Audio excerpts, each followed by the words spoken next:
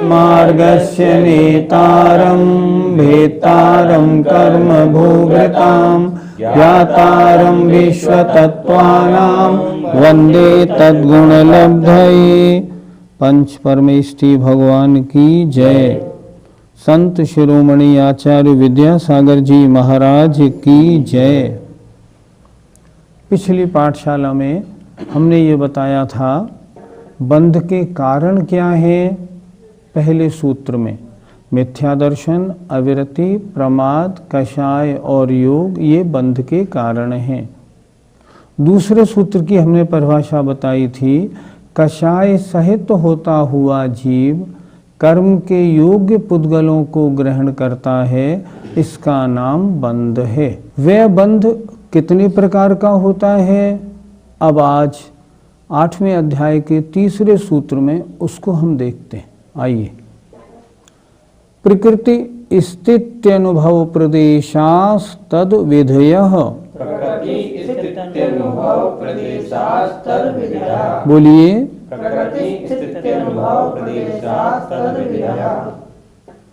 प्रकृति समझें, स्थिति, अनुभव और प्रदेश।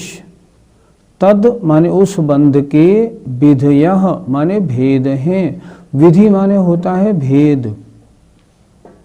फिर देखें, प्रकृति, स्थिति, अनुभव और प्रदेशाश मतलब प्रदेशाः, ये तद माने उस बंध के, विधेय माने भेद हैं।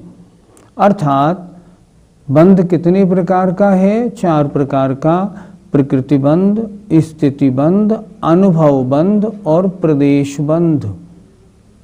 इस सूत्र को कहीं कहीं ऐसा भी पढ़ा जाता है, प्रकृति स्थित्यनुभाग प्रदेशास्तद विधयः, ये भी ठीक है। अनुभाग बोलें, अनुभव बोलें, दोनों शब्द आगम सम्मत हैं। तो बंध के 4 भेद हो गए, प्रकृति बंध, स्थिति बंध, अनुभव या अनुभाग बंध और प्रदेश बंध। आइए जरा इसकी परिभाषा समझ लेते हैं। शब्द से अर्थ लगाएंगे ना तो आपको बहुत अच्छा लगेगा। प्रकृति बंध, प्रकृति माने नेचर, नेचर माने स्वभाव। ये जो कर्म बंधे हैं इनका स्वभाव क्या है, ये क्या काम करेंगे। जैसे ज्ञानावरण, इसकी प्रकृति क्या है, ज्ञान प्लस आवरण, ज्ञान को ढकना। तो ज्ञानावरण की प्रकृतियों में ज्ञान को ढकने रूप जो स्वभाव पड़ा उसे हमने कहा प्रकृति बंध। स्थिति बंध, स्थिति कहते हैं ठहरना, ठहरने के काल की मर्यादा, उसका नाम है स्थिति। ये जो कर्म बंधे हैं कितने समय तक आत्मा के साथ जुड़े रहेंगे, इसका नाम है स्थिति बंध। कहते हैं ना, एक कोड़ा कोड़ी सागर, ये होता है स्थिति। स्थिति माने ठहरने का काल। आने वाली कार्बन वर्गणाओं में ठहरने के काल का फिक्सेशन हो जाना स्थिति बंध है। तीसरा अनुभव या अनुभाग बंध, अर्थात ये जो कर्म बंधे हैं इन कर्मों का फल तीव्र होगा या मंद होगा, इनका फल कैसा होगा, इसे कहते हैं अनुभाग बंध। चौथा होता है प्रदेश बंध। प्रदेश बंध की 2 परिभाषाएं पढ़ने को मिलती हैं। प्रदेश बंध का मतलब कर्मों का और आत्मा का एक मेक हो जाना, एक दूसरे के प्रदेश में समा जाना, इसका नाम प्रदेश बंध है। इसकी दूसरी परिभाषा ये है, आई हुई कार्माण वर्गणाओं में से इतनी कर्मण वर्गणाएं ज्ञानावरणी को कर्म मिलेंगी, इतनी दर्शनावरणी को मिलेंगी, इतनी वेदनी को मिलेंगी, इतनी मोहनी को मिलेंगी, ऐसा बंटवारा हो जाना, इसका नाम प्रदेश बंध है। एक बार फिर समझते हैं। पहला होता है प्रकृति बंध। आने वाली कर्मण वर्गणाएं जब कर्मरूप परिणमन कर रही हैं तब उनका स्वभाव नियत हो जाना। इनका स्वभाव है ज्ञान गुण को ढकना, ये प्रकृति नेचर कार्य। दूसरा स्थिति बंध। ये वर्गणाएं जो कर्मरूप परिणमन इन्होंने किया है कितने समय तक आत्मा के साथ जुड़ी रहेंगी, स्थिति बंध। तीसरा अनुभव या अनुभाग बंध। इनका जो फल है तीव्र होगा या मंद होगा, ये अनुभाग बंध। और प्रदेश बंध, कर्मण वर्गणाएं और आत्मा इनका एक मेक हो जाना, या इस आने वाली वर्गणाओं में से इतनी वर्गणाएं ज्ञानावरणी को, इतनी दर्शनावरणी को, इतनी वेदनी को, इस तरह अलग अलग वर्गणाओं का विभाजन होना, इसका नाम प्रदेश बंध है। इस प्रकार बंध 4 प्रकार का होता है। ये 4 प्रकार का बंध सभी जीवों में एक जैसा होता है, अलग अलग? यदि अलग अलग होता है तो किस कारण से होता है? प्रश्न बहुत महत्वपूर्ण है और समझने योग्य है। प्रकृति बंध, संसार का प्रत्येक जीव प्रति समय, जब तक वो 10वें गुण स्थान तक है, 9वें गुण स्थान तक है, तब तक प्रति समय 7 कर्म वर्गणाओं को ग्रहण करता है। अर्थात आयु कर्म के अलावा से 7 कर्मों के योग्य वर्गणाओं को ग्रहण करता है। बात हो रही है प्रकृति बंध की। प्रकृति बंध माने इतना स्वभाव, सब जीवों के अलग अलग प्रकृति वाला। जैसे आयु कर्म का बंध कहाँ तक होगा? 7वें गुण स्थान तक। उसके बाद जो कर्म वर्गणाएं ग्रहण की जाएंगी ना, उनमें ये स्वभाव नहीं पड़ेगा। और आगे चलेंगे, कषाय रूप परिणमन कहाँ तक होगा? वो 9वें गुण स्थान तक। अच्छा, मोहनी और आयु के अलावा अन्य 6 कर्म 6 स्वभाव वाली वर्गणाओं का ग्रहण कहाँ तक होगा? 10वें गुण स्थान तक। और 11, 12, 13वें गुण स्थान में जितनी वर्गणाएं आएंगी उनका एक ही स्वभाव पड़ेगा, एक ही प्रकृति बंध होगा, मात्र साता वेदनीय। जैसे व्यक्ति के परिणाम उतने तरह के कर्मों का बंध। अब प्रश्न आया स्थिति बंध। स्थिति बंध हर जीव में अलग अलग प्रकार का होता है। क्यों होता है? स्थिति बंध का कारण जरा समझना पड़ेगा। थोड़ा सा जरा विषय थोड़ा सा टेढ़ा है, जरा समझना। कर्म प्रकृति कितनी है? 148। 148 कर्म प्रकृतियों में हम इनको 2 हिस्सों में बांटें। ध्यान से सुने। 3 आयु, त्र्यंचायु, मनुष्यायु, देवायु, इनको एक तरफ रखें। 145 बची हुई वर्गणाओं को एक तरफ रखें। बात चल रही है स्थिति बंध की, जरा ध्यान से सुनेंगे। अगर मेरे तीव्र कषाय है और उस समय इन 3 आयु में से किसी एक आयु का अगर बंद होने का समय है, तो जो स्थिति बंध होगा वो कैसा होगा? इन 3 आयु का कम और 145 का ज़्यादा, अगर कषाय तीव्र है। अगर मंद कषाय है तो 145 प्रकृतियों का स्थिति बंध कम और 3 प्रकृतियों का स्थिति बंध ज़्यादा। जरा विषय समझने वाला है, मैं फिर कहता हूँ, अच्छी तरह समझें। 148 वर्ग प्रकृतियों को हम 2 हिस्सों में बांट रहे हैं। 145 प्रकृति हमने एक तरफ रखी और त्रिंचायु, मनुष्यायु, देवायु, 3 शुभ आयु एक तरफ रखी। अब मेरे कर्मों का बंध हो रहा है प्रति समय। अब मान लीजिए मेरे कषाय की तीव्रता है तो 145 प्रकृतियों का जो बंध होगा उसकी स्थिति ज़्यादा पड़ेगी, और जो 3 अगर मान लो उस समय आयु बंध का भी काल होगा तो 3 शुभ आयु की स्थिति कम पड़ेगी। अब इससे उल्टे चलें, मेरे परिणामों में विशुद्धि है, तो विशुद्धि के काल में अर्थात कषाय की जब मंदता होगी तब 3 आयु जो हैं इनकी स्थितिबंध ज़्यादा होगा, 145 का स्थितिबंध कम होगा। विषय बड़ा समझने वाला, बड़ा महत्वपूर्ण विषय। फिर एक बार समझा दूं, 148 प्रकृतियों के हमने 2 भाग किए, 145 एक और 3 एक। तीव्र कषाय परिणामों से 145 का स्थितिबंध ज़्यादा, 3 का कम। मंद कषाय परिणामों से 3 का स्थितिबंध ज़्यादा और 145 का कम होता है। हम सब लोगों की कषाएं अलग अलग प्रकार की होती हैं, आत्मा के परिणाम सब अलग अलग प्रकार के, असंख्यात प्रकार के हैं, हर जीव के अलग परिणाम हैं। तो हमारे जो कर्म बंधेंगे ना, उनकी स्थिति भी अलग अलग प्रकार की बनती है। तीसरा आया अब अनुभाग बंध। अनुभाग माने फल देने की शक्ति। ये फल देने की शक्ति जो पड़ती है, ये भी आत्मा के परिणामों के अनुसार पड़ती है। इसके लिए हम क्या करें, 148 प्रकृतियों को हम 2 हिस्सों में विभाजन करें, एक पुण्य प्रकृति और एक पाप प्रकृति।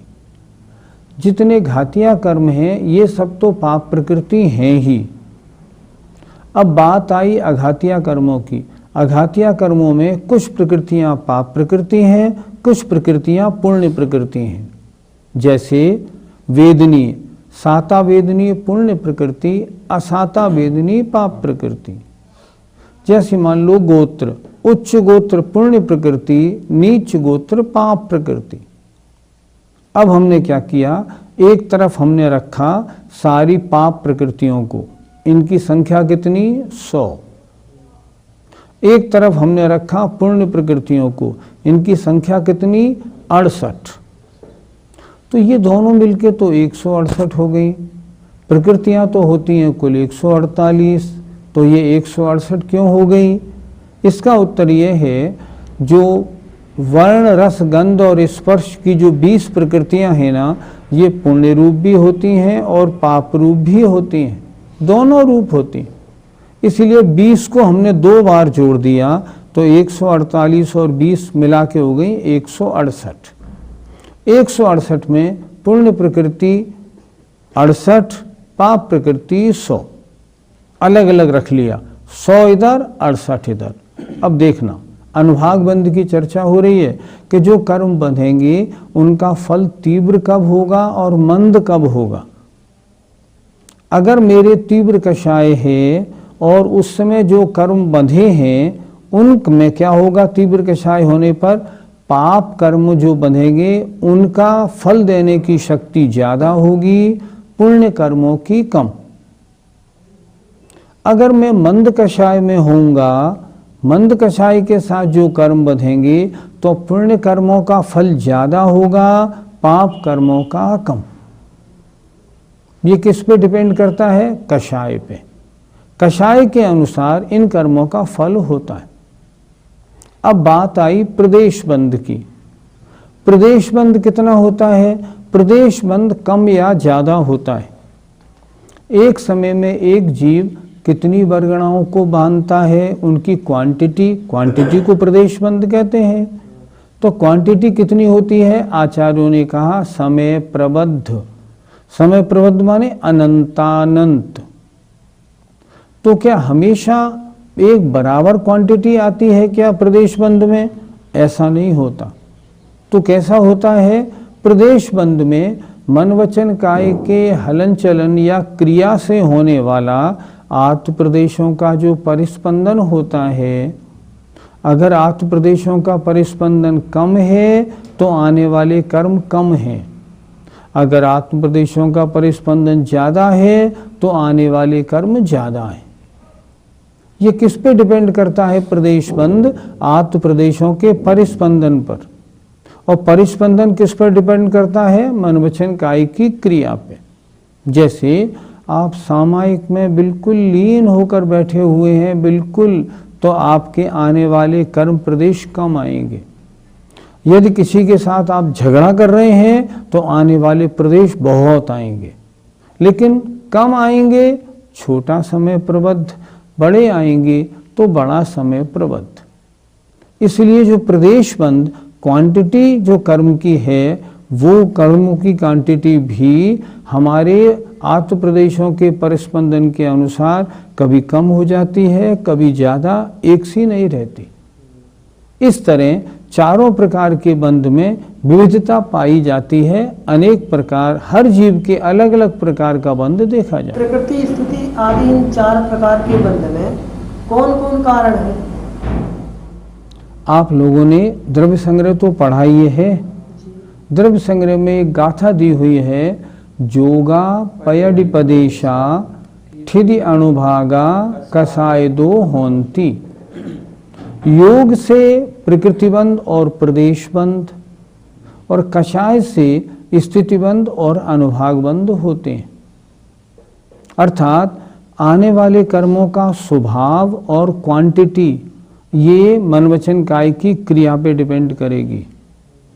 आने वाले कर्म कितने समय तक रुके रहेंगे या उनका फल तीव्र होगा मंद, ये किस पर डिपेंड करेगा? कषाय के ऊपर डिपेंड करेगा। इसलिए उन्होंने लिखा ना, जोगा पयडिपदेशा, योग से प्रकृतिबंध और प्रदेशबंध होते हैं, और ठिदि अनुभागा, स्थिति और अनुभागबंध कषाय से होते हैं। जैसी आपकी कषाय वैसा स्थिति अनुभागबंध, और जैसे आपकी क्रिया आत्म प्रदेशों का परिस्पंदन वैसा प्रकृतिबंध और प्रदेश। इन 4 प्रकार के बंध में मिथ्यात्व का क्या रोल है? मिथ्यात्व का कोई रोल नहीं। 4 प्रकार के बंध में मिथ्यात्व कुछ नहीं करता। क्या मतलब हुआ? मतलब ये हुआ 4 प्रकार का बंध है तो प्रकृतिबंध और प्रदेशबंध योग के कारण होते हैं, स्थितिबंध और अनुभागबंध ये कषाय के कारण होते हैं। तो इन 4 प्रकार के बंधों में मिथ्यात्व का कोई रोल नहीं। रोल किसका है? कषाय का और योग का। एक बार आचार्य श्री ने इस विषय को कह दिया था, तो कहने के बाद कुछ जो एकांती लोग हैं उन्होंने इसके ऊपर थोड़ा बड़ा मतभेद जाहिर किया कि देखो देखो मिथ्यात्व को बंध में कारण नहीं बता रहे हैं।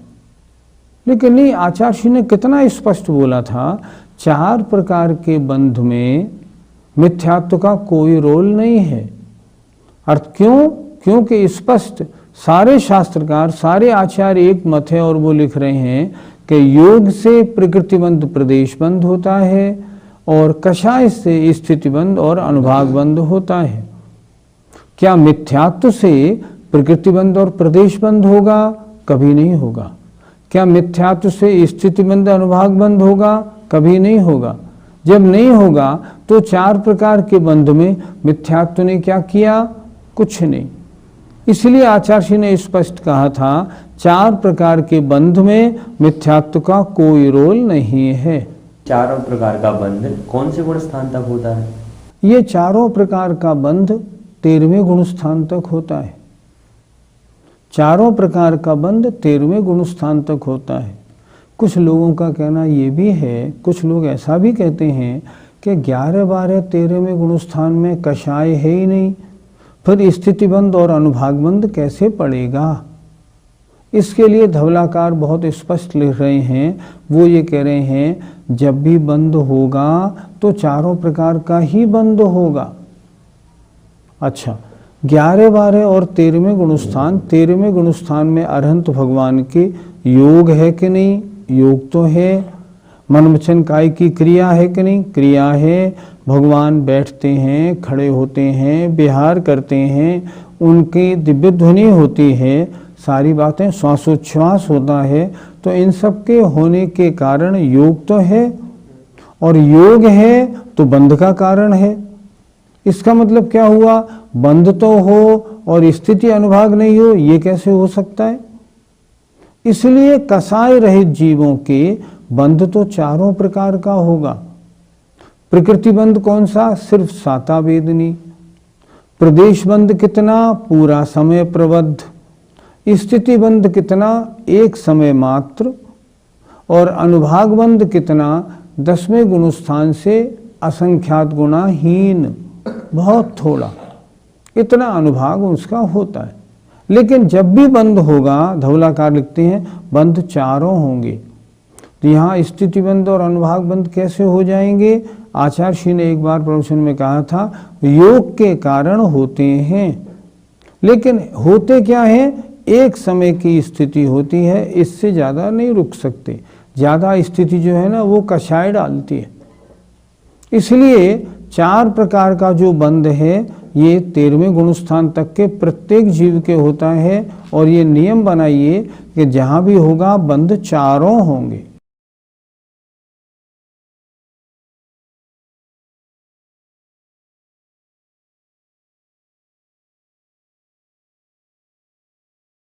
अब सबसे पहले प्रकृति बंध कितने प्रकार का होता है, उसके लिए अगला सूत्र देखते हैं। सूत्र नंबर 4।